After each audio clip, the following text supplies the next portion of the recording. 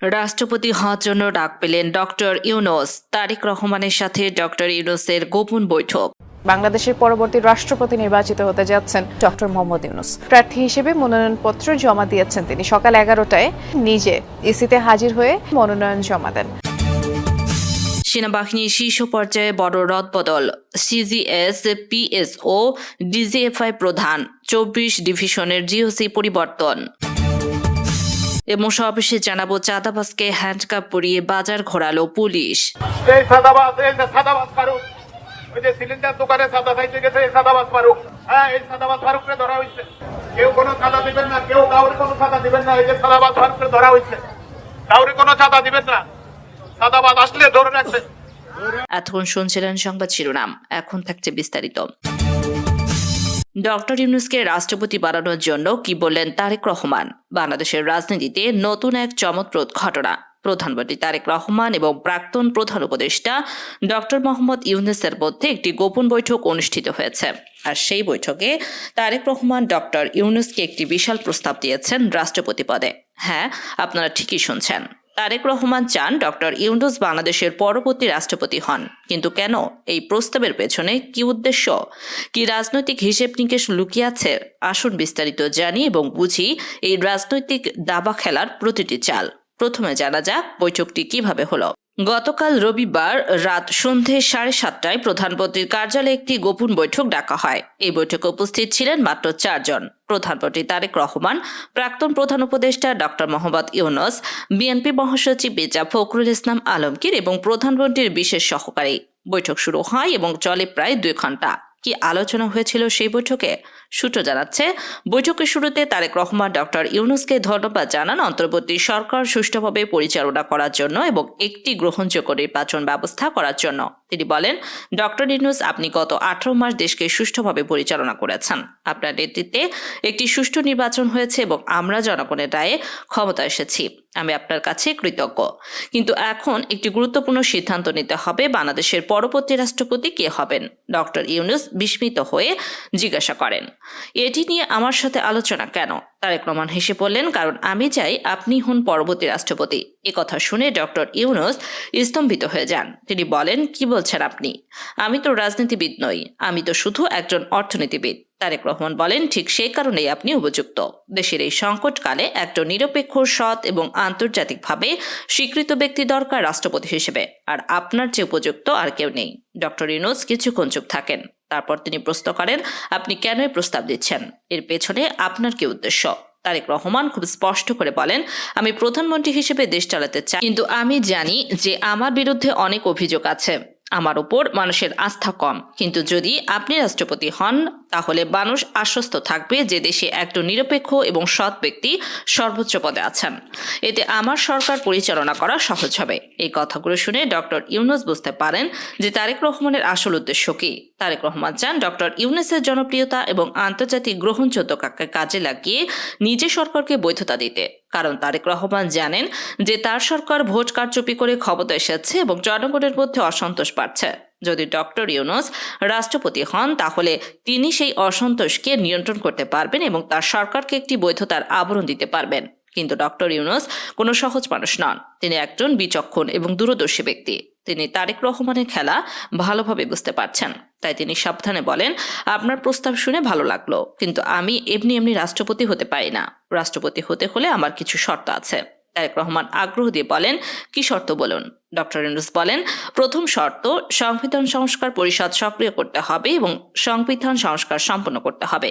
দ্বিতীয় শর্ত, যে ভোট গণনায় কারচুপি হয়েছে সেই বিষয়ে তদন্ত করতে হবে এবং দোষীদের শাস্তি দিতে হবে।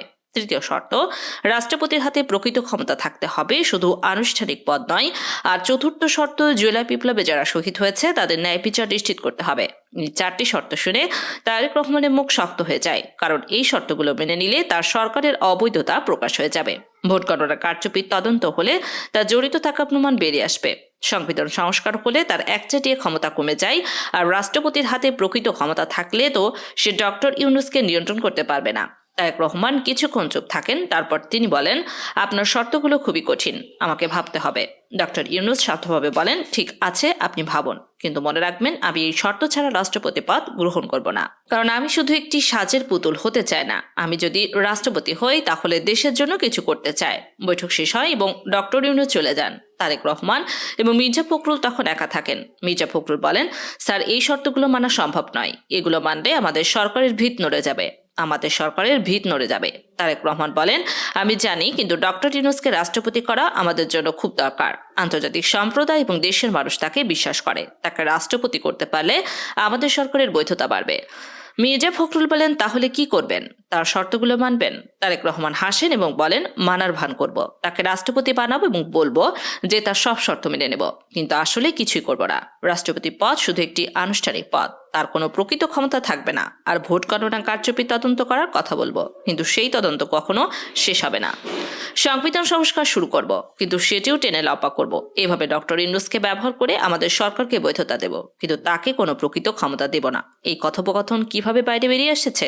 সূত্র জানাচ্ছে, প্রধানমন্ত্রীর কার্যালয়ে একজন কর্মচারী যিনি সেই সময় কাছাকাছি ছিলেন, তিনি এই কথোপকথন শুনেছেন এবং গোপনে রেকর্ড করেছেন। পরে তিনি সেই রেকর্ডের একটি সাংবাদিকদের কাছে পাঠিয়েছেন। এখন সেই রেকর্ডিং সোশ্যাল মিডিয়ায় ভাইরাল হচ্ছে এবং পুরো দেশ জেনে গেছে তারেক রহমানের আসল উদ্দেশ্য কি। এই ঘটনা প্রকাশ হওয়ার পর পুরো রাজনৈতিক মহলে তোড়পাড় শুরু হয়ে গেছে। জামায়াত আমির ডক্টর শফিকুর রহমান এক বিবৃতিতে বলেছেন, তারেক রহমান ডক্টর ইউনূসকে ব্যবহার করতে চাইছেন। তিনি চান ডক্টর ইউনূসের জনপ্রিয়তা এবং সম্মানকে কাজে লাগিয়ে নিজের অবৈধ সরকারকে বৈধতা দিতে, কিন্তু তিনি ডক্টর ইউনূসকে কোনো প্রকৃত ক্ষমতা দিতে চান না। এটি একটি ঘৃণ্য রাজনৈতিক খেলা। 11 দলীয় জোটের পক্ষ থেকে রাশেদ প্রধান বলেছেন, আমরা তারেক রহমানের এই ফাঁদে পা দিতে দেব না। ডক্টর ইউনূস একজন সম্মানিত ব্যক্তি এবং তাকে এভাবে ব্যবহার করা যাবে না। যদি ডক্টর ইউনূস রাষ্ট্রপতি হতে চান তাহলে তার শর্তগুলো পূর্ণভাবে মানতে হবে, না হলে এটি একটি ভণ্ডামি ছাড়ার কিছুই নয়। আওয়ামী লীগও এই বিষয়ে প্রতিক্রিয়া জানিয়েছেন। তাদের একজন নেতা বলেন, তারেক রহমান মানুষকে বোকা বানানোর চেষ্টা করছেন। তিনি মনে করছেন ডক্টর ইউনূসকে রাষ্ট্রপতি বানিয়ে সবাইকে চুপ করিয়ে দেবেন, কিন্তু জনগণ বোকা নয়, তারা বুঝতে পারবে যে এটি একটি নাটক। রাজনৈতিক বিশ্লেষকরা বলছেন, তারেক রহমানের এই প্রস্তাব একটি কৌশলী পদক্ষেপ, কিন্তু খুবই ঝুঁকিপূর্ণ। একজন বিশ্লেষক বলেন, তারেক রহমান জানেন যে তার সরকারের বৈধতা নিয়ে প্রশ্ন আছে। ভোট গণনা কারচুপি হয়েছে, জনগণ অসন্তুষ্ট, আন্তর্জাতিক সম্প্রদায় সন্দেহান। এই পরিস্থিতি ডক্টর ইউনূসকে রাষ্ট্রপতি বানিয়ে তিনি একটি বৈধতার আবরণ পেতে চাইছেন। কিন্তু সমস্যা হলো, ডক্টর ইউনূস কোনো বোকা মানুষ নন। তিনি তারেক রহমানের খেলা বুঝে গেছেন এবং কঠিন শর্ত দিয়েছেন। এখন দেখার বিষয় তারেক রহমান সেই শর্তগুলো মানেন কিনা। আরেকজন বিশ্লেষক বলেন, যদি তারেক রহমান ডক্টর ইউনূসের শর্তগুলো না মানেন তাহলে ডক্টর ইউনূস রাষ্ট্রপতি হবেন না, আর যদি মানেন তাহলে তার সরকারের অবৈধতা প্রকাশ হয়ে যাবে। তিনি একটি দুর্দশায় পড়ে গেছেন। যেদিকে যান সমস্যা। ডক্টর ইউনূস নিজে এখনো কোনো প্রকাশ্য বিবৃতি দেননি, তবে তার কাছের লোকেরা জানাচ্ছে তিনি তারেক রহমানের প্রস্তাব সম্পর্কে খুবই সতর্ক এবং সন্দিহান। তিনি জানেন যে তারেক রহমান তাকে ব্যবহার করতে চাইছেন, তাই তিনি যে শর্তগুলো দিয়েছেন সেগুলো এমনভাবে দিয়েছেন যাতে তারেক রহমান সেগুলো পূর্ণ করতে না পারে। আর যদি পূর্ণ না করেন তাহলে ডক্টর ইউনূস রাষ্ট্রপতি পদ গ্রহণ করবেন না এবং তারেক রহমান এই রাজনৈতিক খেলা ব্যর্থ হবে। এখন প্রশ্ন হলো, তারেক রহমান কি করবেন? তিনি কি ডক্টর ইউনূসের শর্তগুলো মানবেন নাকি কোন পথ বেছে নেবেন? যদি শর্তগুলো মানেন তাহলে ভোট গণনা কারচুপি তদন্ত হবে এবং সত্য বেরিয়ে আসবে। তখন তার বিরুদ্ধে মামলা হতে পারে এবং তার সরকারের পতন ঘটতে পারে। আর যদি না মানেন তাহলে ডক্টর ইউনূস রাষ্ট্রপতি হবেন না এবং তার সরকারের বৈধতা নিয়ে প্রশ্ন থেকে যাবে। জনগণ এখন অপেক্ষা করছে দেখার জন্য তারেক রহমান কি সিদ্ধান্ত নেন। সোশ্যাল মিডিয়ায় মানুষ লিখছে, তারেক রহমান ডক্টর ইউনূসকে ব্যবহার করতে চাইছে, কিন্তু ডক্টর ইউনূস এত সহজে ব্যবহার হতে দেবেন না।